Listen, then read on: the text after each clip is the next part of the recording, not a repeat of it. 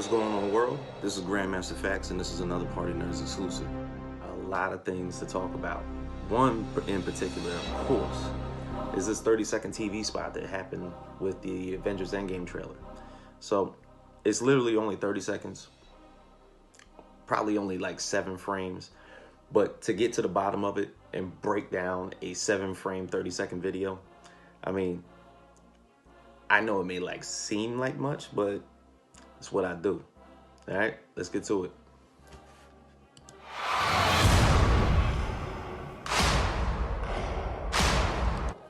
Now, that first beginning frame, you get to see basically every single one of the Avengers that's been dusted, snapped by the decimation. Thanos' ultimate peril. And for some reason, it's in chronological order from the person that we saw last that ended up disappearing because of the snap, is Hope Van Dyne.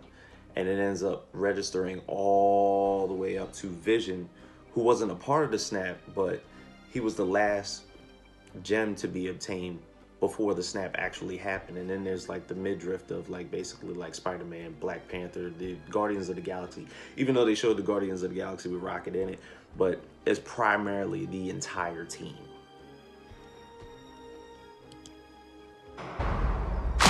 Some people. All right. The first couple scenes, background in New York, ultimate like an environmental fog that's like hovering over New York City. Then you have like a load of tanker boats that are surrounding Liberty Island in New York City. And then an empty city field with like a bunch of cars bashed up all around the place. Probably when the decimation happened, people were probably leaving the stadium or coming in trying to leave, and people started disappearing left and right, and it was just cataclysm and cars crashing everywhere. But if you remember, for us comic book enthusiasts, from the decimation of what happened during Thanos' snap, is that climate started to be affected. There was actually a scene where it's a clip of Atlantic City, and Namor is saving people from being, from not being caught in a flood and a tidal wave that's about to hit Atlantic City, because another effect of the snap was that climate completely changed with that many creatures, human beings, whatever, leaving the earth, like totally disappearing. Continuing on. Move on. But not us. All right. And next one, if you remember, well, what we have is Captain America probably sitting in a veterans group. If you remember from Captain America, Winter Soldier, when he first got with Falcon, Sam Wilson had a veterans counseling, like a grief counseling correspondence group. And it looks like Captain's involved, and he just does not seem too happy. Like from a guy just like licking his chops and sucking his goddamn teeth, he looked like he about to do some damage.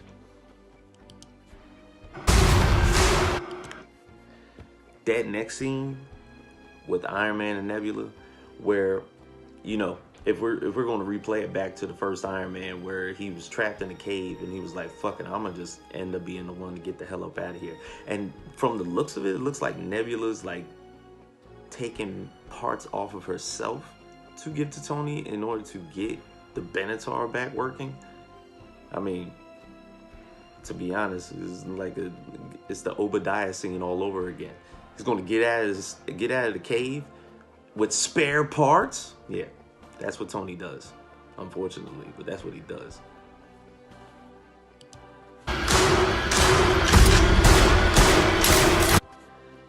Then we cut to a few scenes.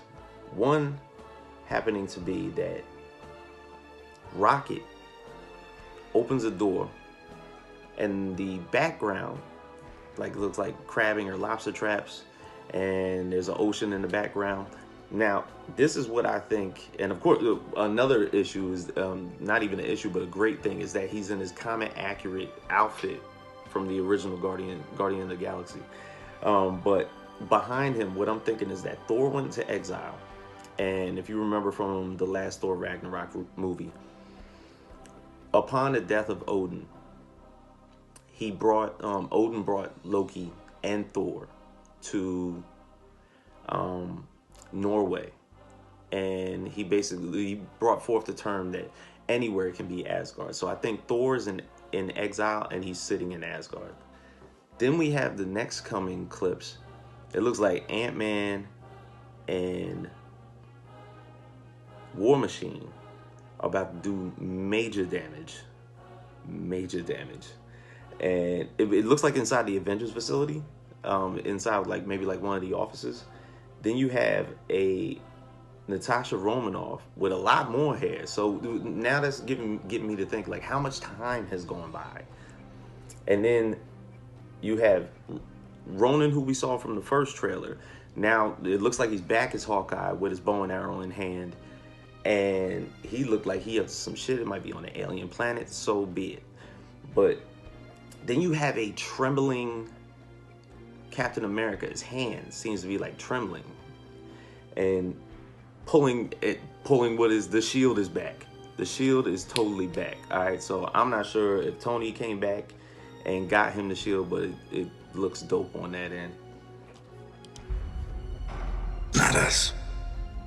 The last thing is that little slow-mo of all the characters. Now you got Captain America, you got Natasha, you got Rhodey, you got Rocket, you got Ant-Man, all basically walking upon a sunrise.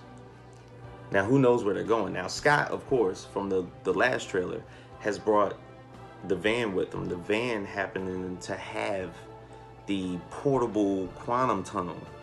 So who knows if this is the moment where they jump back in time. Now there's also speculation, of course, as to the voices that you hear. It sounds like maybe it's one person talking, and when they say not us, it sounds like two different people.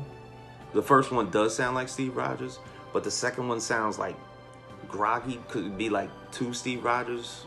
So be it. Maybe one from the past, one from the future. Who knows? But it's the most you can get out of like 30 seconds. I mean, but let me know what you guys think. Feel free to like, comment, subscribe to us at the Party Nerds YouTube page. And this fucking movie's gonna be awesome. Get your popcorn ready.